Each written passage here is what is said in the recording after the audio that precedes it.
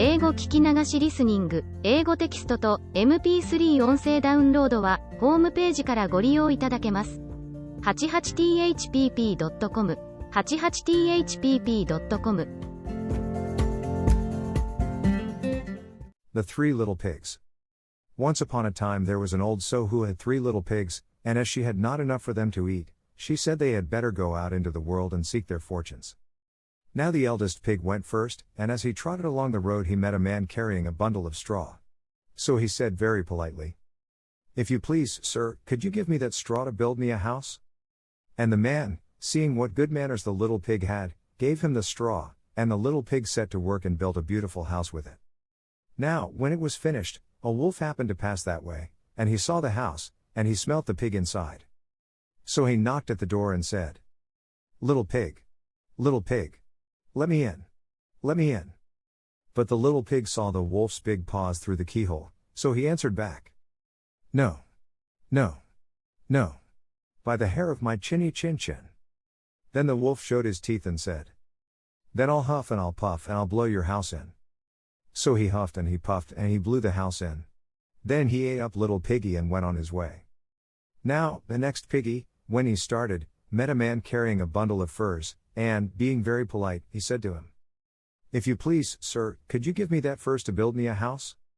And the man, seeing what good manners the little pig had, gave him the furs, and the little pig set to work and built himself a beautiful house.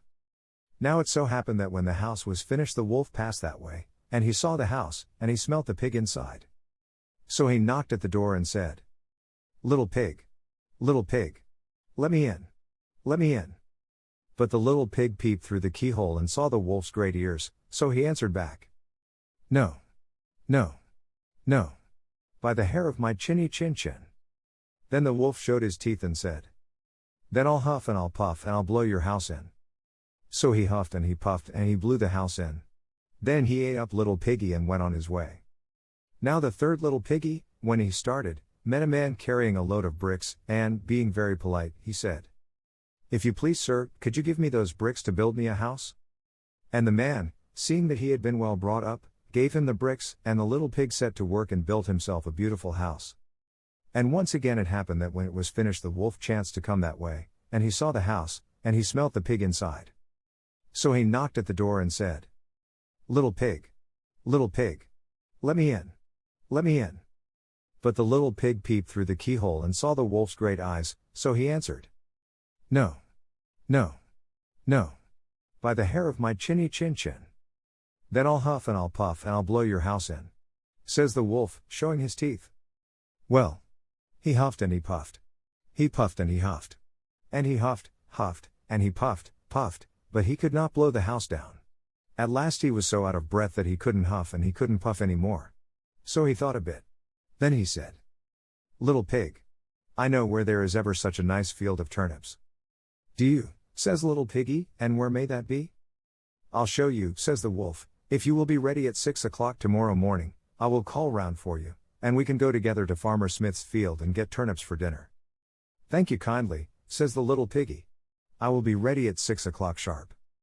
But, you see, the little pig was not one to be taken in with chaff, so he got up at 5, trotted off to Farmer Smith's field, rooted up the turnips, and was home eating them for breakfast when the wolf clattered at the door and cried, little pig, aren't you ready?"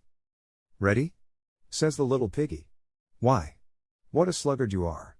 I've been to the field and come back again, and I'm having a nice potful of turnips for breakfast."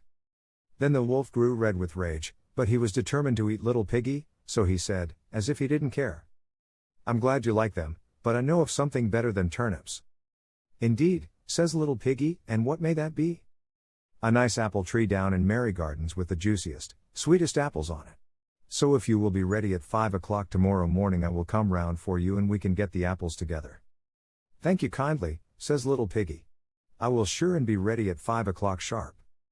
Now the next morning he bustled up ever so early, and it wasn't 4 o'clock when he started to get the apples, but, you see, the wolf had been taken in once and wasn't going to be taken in again, so he also started at 4 o'clock, and the little pig had but just got his basket half full of apples when he saw the wolf coming down the road licking his lips. "Hello," says the wolf, "here already. You are an early bird. Are the apples nice?"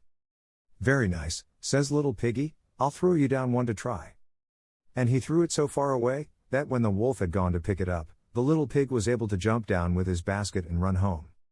Well, the wolf was fair angry, but he went next day to the little piggy's house and called through the door, as mild as milk. Little pig. Little pig.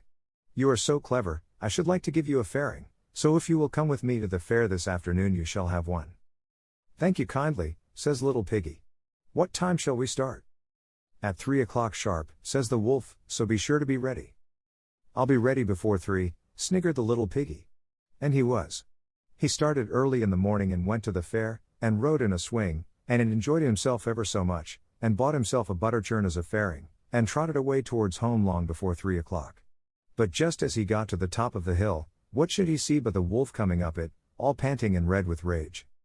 Well, there was no place to hide in but the butter churn, so he crept into it, and was just pulling down the cover when the churn started to roll down the hill. Bumpity, bumpity, bump. Of course Piggy, inside, began to squeal, and when the wolf heard the noise, and saw the butter churn rolling down on top of him. Bumpity, bumpity, bump. He was so frightened that he turned tail and ran away. But he was still determined to get the little pig for his dinner, so he went next day to the house and told the little pig how sorry he was not to have been able to keep his promise of going to the fair, because of an awful, dreadful, terrible thing that had rushed at him, making a fearsome noise. Dear me, says the little piggy, that must have been me. I hid inside the butter churn when I saw you coming, and it started to roll. I am sorry I frightened you. But this was too much. The wolf danced about with rage and swore he would come down the chimney and eat up the little pig for his supper. But while he was climbing onto the roof the little pig made up a blazing fire and put on a big pot full of water to boil. Then, just as the wolf was coming down the chimney, the little piggy off with the lid and plump. In fell the wolf into the scalding water. So the little piggy put on the cover again, boiled the wolf up, and ate him for supper. 英語聞き流しリスニング、英語テキストと MP3 音声ダウンロードは、ホームページからご利用いただけます。88thpp.com、88thpp.com